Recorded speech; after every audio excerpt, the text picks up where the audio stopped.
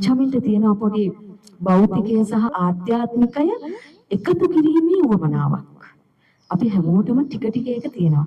හැබැයි චමින්ට ටිකක් දරුණුවට තියෙනවා. මේක හරි අමාරු වැඩක්. මොකද අපේ ජීවිතය ඇතුලේ අපි උපේක්ෂාව වර්ධනය කරනවා වගේම අනිත් අතට අපිට අපේ තණ්හාව අල්ලා ගැනීම කියන එක දරුණුවට මතුවෙනවා. මෙන්න මේ දෙක ඇතුලේ අපි හරි තැනක හිටගන්නේ කොහොමද කියන එක හරි අසීරු වැඩක්. චමින් මේ කරමින් ඉන්න එක. චමින් කතා කරනවා බොහොම ගැඹුරට ගිහිල්ලා කිසිම ජුගුප්සාවක් අපේ හිතට ඇති වෙන්නේ නැති විදියට රාගය ගැන. ඊට පස්සේ චමින් ඒ පොත ඇතුළේම ඒ රාගය ගැන නිවීම ගැන කතා කරනවා. මේක ඇත්තට ලේසි වැඩක් නෙමෙයි. අන්ත දෙකක්. මේ අන්ත දෙක එකතු කරගන්න එක හරි අසීරු වැඩක්. හැබැයි චමින් මේක කරනවා.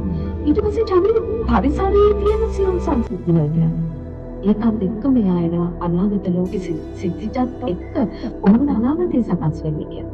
එතකොට අතීතය වර්තමානය සහ අනාගතය කියන කාලත්‍රයම භාෂාවකින් එකතු කරලා එක මාතෘකාවක් යටතට ගොනු කරගන්න එක ලේසි වැඩක් වෙන්නේ නැහැ.